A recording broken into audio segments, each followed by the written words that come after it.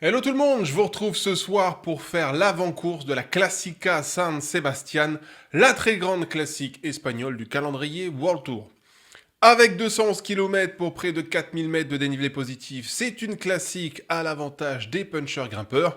Et sur cette édition 2025, 6 difficultés répertoriées seront à gravir pour les coureurs. Je passe sur la première moitié du parcours qui sera surtout là pour user les organismes. Et je vous présente en revanche la deuxième moitié du parcours où on y verra les premiers assauts de grande envergure quant à la victoire. Le sommet du Reiskibel, légendaire Reiskibel, sera à 63 km de l'arrivée. Maintenant, sa position dans le parcours le rend désormais moins décisive que par le passé. Ça restera cependant un point de passage capital de la Classica.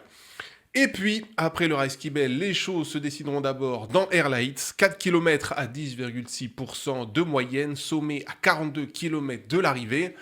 Là, ça peut être une rampe de lancement idéale pour un bon puncher rouleur.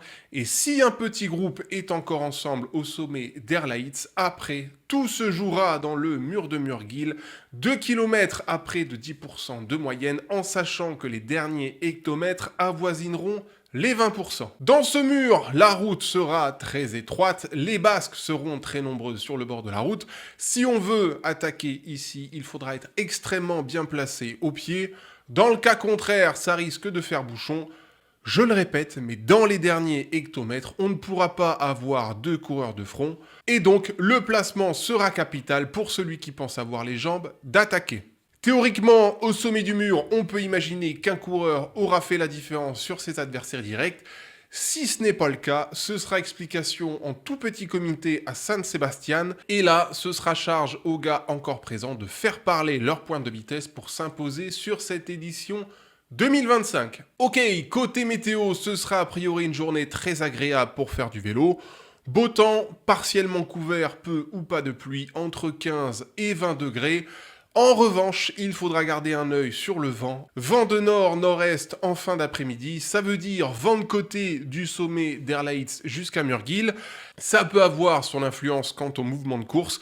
Maintenant, il faudra que ça souffle un petit peu plus fort que prévu pour que ça ait un véritable impact sur la course. Côté favori, il n'y a pas la crème de la crème, mais on a tout de même une tripotée de super coureurs et ma foi, ça rend la course assez indécise et aussi très attrayante. Il y a quand même pour moi une équipe qui sort du lot, UAE avec un roster de fous malades.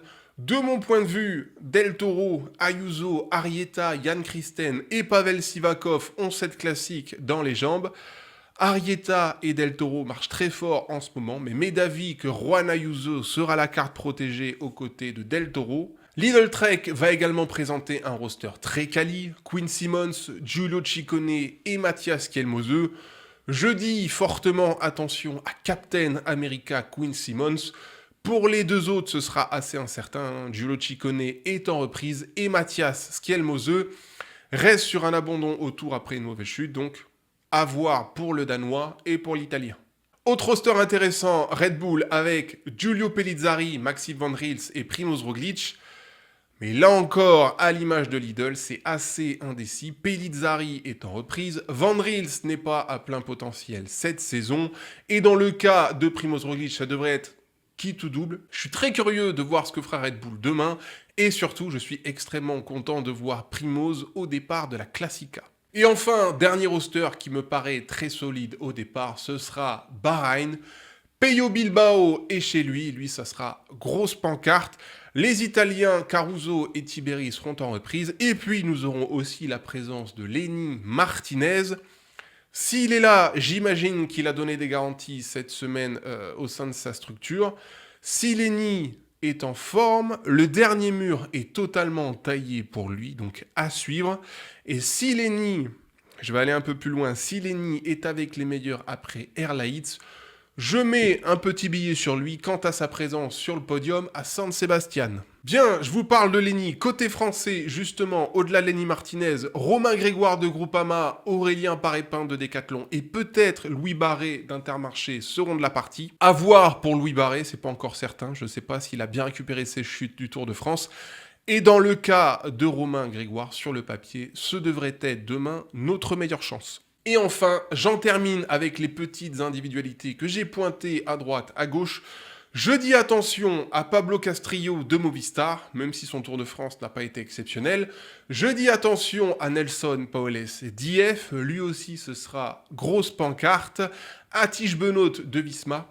À noter chez Visma que Kian Wijdebrug sera au départ. À voir comment il évoluera, c'est important pour la suite de la carrière du Belge. Attention à Christian Scaroni d'Astana, il marche très bien en ce moment.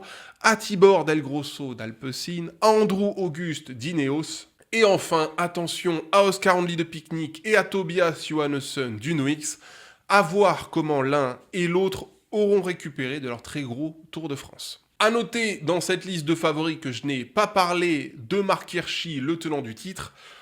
Tout simplement, je n'y crois absolument pas au départ de cette Classica San Sebastian. Cette saison au global, le Suisse est en mode veille. Si vous pensez que j'ai oublié un nom ou un de vos favoris, n'hésitez pas à le signaler en commentaire. Ok, au niveau du prono, j'ai quand même envie de mettre un petit billet sur Isaac Del Toro. Il grimpe, il roule, il va vite et il est très en forme en ce moment.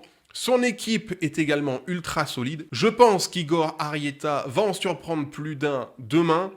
Donc, UAE et Del Toro ultra favoris pour moi. Maintenant, attention, UAE, quand le patron Tadej Pogačar n'est pas là, ça ne court pas toujours très bien. Et ce sera donc charge au petit filou, aux outsiders intelligents de profiter des potentielles carences tactiques d'UAE. Un Nelson Paoles, un Peyo Bilbao, ça peut totalement venir mettre la clim à l'endroit du AE demain. Allez, je vous laisse ici, je vous dis à demain soir pour le débrief de cette très belle classique. Prenez soin de vous et à très vite. Bye bye!